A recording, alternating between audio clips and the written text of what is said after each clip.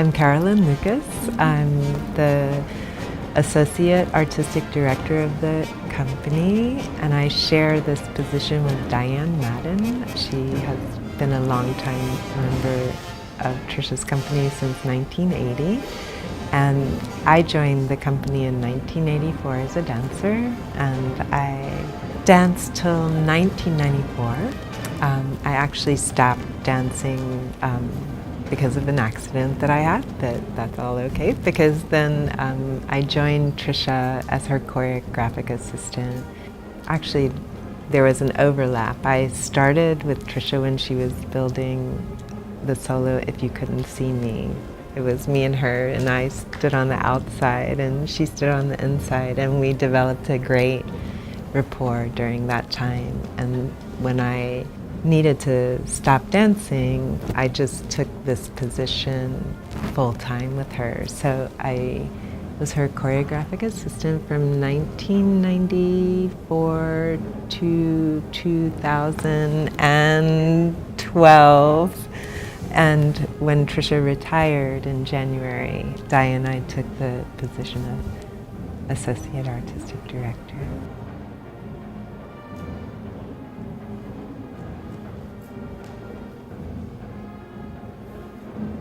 She did not create her own technique, but I see within her body of work such a training. And so in some ways I think you could say a technique, but not as we know, dance technique. I feel so fortunate to have been with Trisha for so long. And I think when she was working in her early works, and really working with something like group primary accumulation, where she lays on the floor and does the 30 gestures that she accumulates.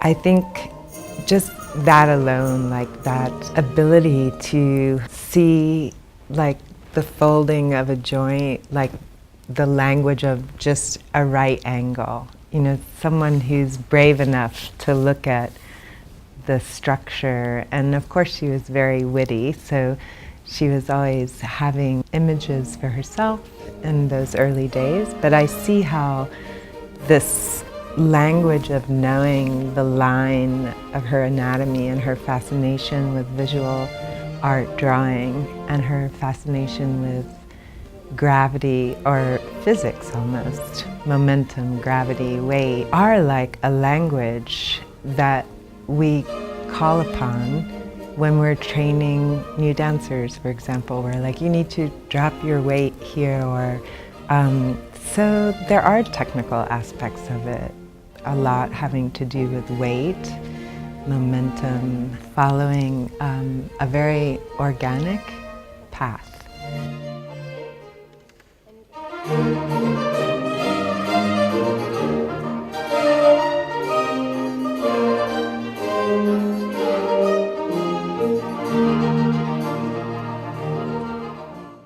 Water Motor is being performed with great courage and skill by Neil Beasley. There was a time where I had never seen Water Motor performed. It was dormant for decades.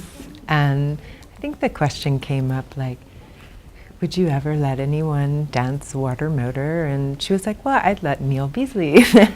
So when the opportunity came, it was wonderful because we had a film that we could reconstruct it from.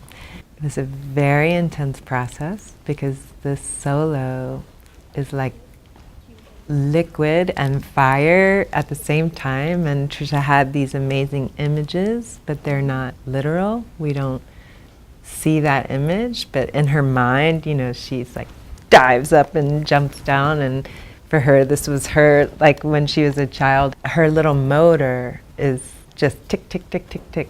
So it's really hard to keep up with and actually physically learn. It's such a challenging solo, which is so interesting because Trisha, she moves with such agility and such ease that it all looks so easy, and it's so difficult. It's beautiful. So that's a wonderful thing that that's on the program. from 1979.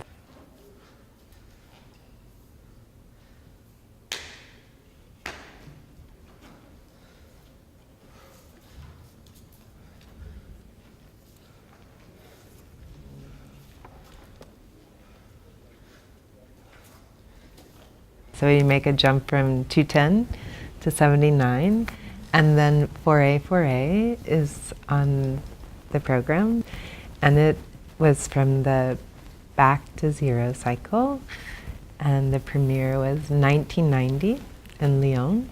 Trisha was working after the Valiant series, which was very physically challenging. The dancers were like, we need you to make something easier, which she embraced, and she was working with a beautiful vocabulary of developing phrase work from subconscious gesture, which is something she was trying to just let her body do before she would think about it. A beautiful, very long phrase came out of that work, and there are other phrases that are much more dance-like and physical. And she was really playing with the border exits, challenging our notion of the stage space. There's the beginning of the dance, there's a central corridor, and when the dancers are inside the corridor, they're off stage. And when they branch out past the lines, they're on stage. So it's a play, like Trisha's always playing with ideas. The audience doesn't know the instruction, but it still is very interesting.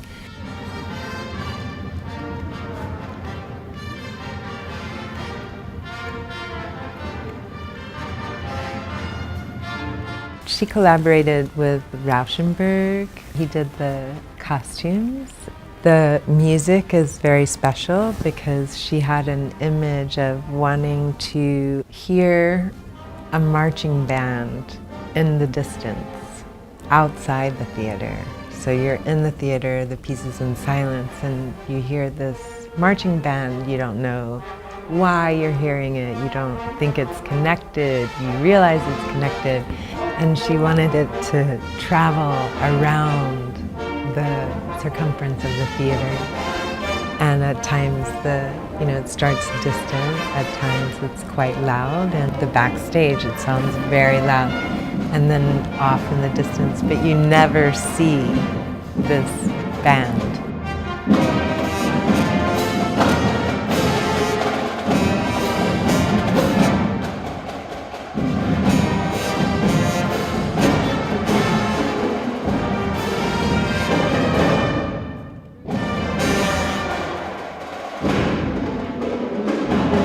I really saw Trisha start to use the stage again, like a line drawing. And when we were building this section, there are two sections, they look like they're repeated. They start the same, but they progress differently. They were called drawings. And in the 90s, Trisha was drawing much more privately, or had drawn in the 70s. As a young dancer, it was actually really the first time I heard her say a drawing. This is a very nice way that in that kind of quieting down, like that imagery of drawing or that motivation came up again. I like that.